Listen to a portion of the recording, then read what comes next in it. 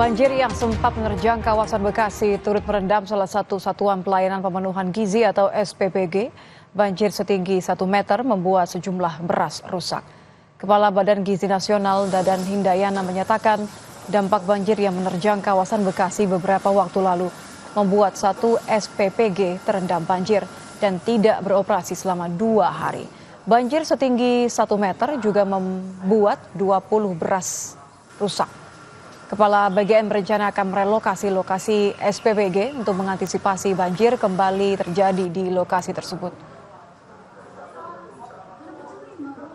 Banjir itu datang begitu cepat sehingga ada sebagian beras yang tidak bisa diselamatkan, kurang lebih ada 20 karung yang tidak bisa diselamatkan. Alhamdulillah hanya beras ini, yang lainnya sudah mampu diselamatkan dan ada satu alat yang rusak. Tapi alhamdulillah dampaknya memang nyata karena menghentikan operasi dan juga membutuhkan waktu untuk bersih-bersih. Hanya nanti kalau ada kejadian-kejadian seperti ini, kita akan cari tempat yang lebih tinggi agar kalau terjadi bencana justru yang nanti memasok makanan ke seluruh masyarakat yang terdampak adalah satuan pelayanan pemenuhan gizi ini.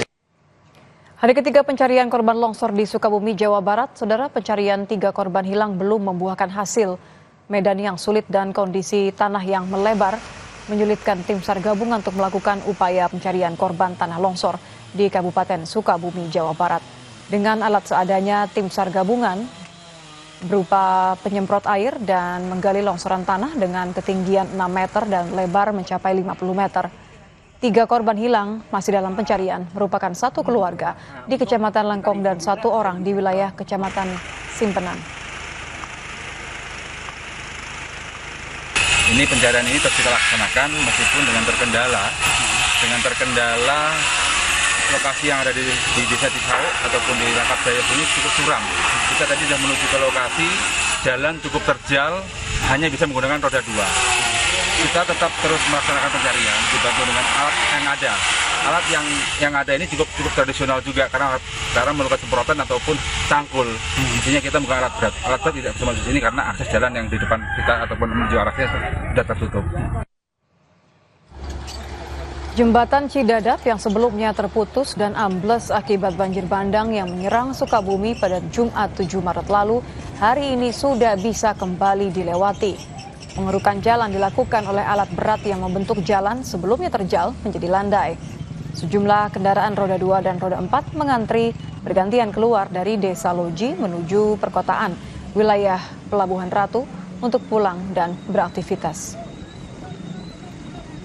Bantuan alat berat dari PUPR, alhamdulillah untuk akses jalan menuju Pelabuhan Ratu ataupun menuju Kiara 2 dan Simpenan sudah bisa dilewati. Tetapi ada longsoran di seputaran Cisarakan dan Cimapak, kurang lebih 3 longsoran. Setelah ini bisa dilewati oleh alat berat akan menyusur longsoran di sana supaya kendaraan bisa melintasi jalan ini. Jalur perlintasan kereta api di Desa Papanrejo, Grobogan, Jawa Tengah yang sempat lumpuh akibat tergenang luapan air Sungai Tuntang pada Minggu pagi sudah bisa difungsikan kembali, saudara. Tidak ada lagi pengalihan rute perjalanan kereta api.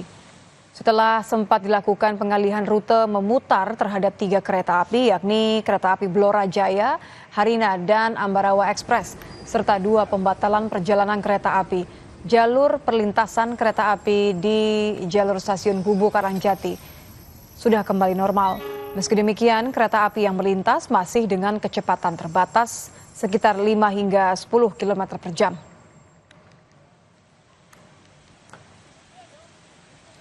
Daerah Operasi 4 Semarang telah berhasil melakukan perbaikan jalur kereta api imbas dari banjir atau luapan air Sungai Tuntang. Jadi dengan selesainya perbaikan ini tidak ada lagi pengalihan rute, rekayasa pola operasi jalan memutar ataupun kereta api yang dibatalkan.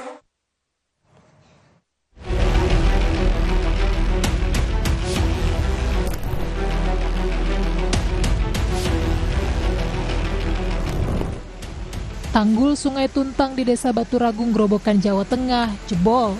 Akibatnya, ratusan rumah warga terendam banjir. Hujan deras yang terjadi Sabtu sore hingga malam hari membuat tanggul tak mampu menampung debit air di Sungai Tuntang. Tak hanya ratusan rumah, akses jalan desa juga terputus. Akibatnya warga tak dapat beraktivitas. Jebolnya sekitar pukul 7, Mas. Jebolnya karena apa sih, Pak? Karena tanggulnya kemarin sudah terkikis. Jebolan yang kemarin tinggal separuh, sekarang ambrol, begitu, Mas. Luapan Sungai Tuntang juga sempat memutus jalur kereta api Jakarta-Surabaya maupun sebaliknya. Akibatnya, PT KAI sempat melakukan pengalihan 3 rute dan pembatalan 2 perjalanan kereta api. Untuk mengatasi dampak luapan Sungai Tuntang, PT Kereta Api Indonesia mengerahkan puluhan pekerja membuat tanggul darurat di sepanjang rel yang terendam banjir.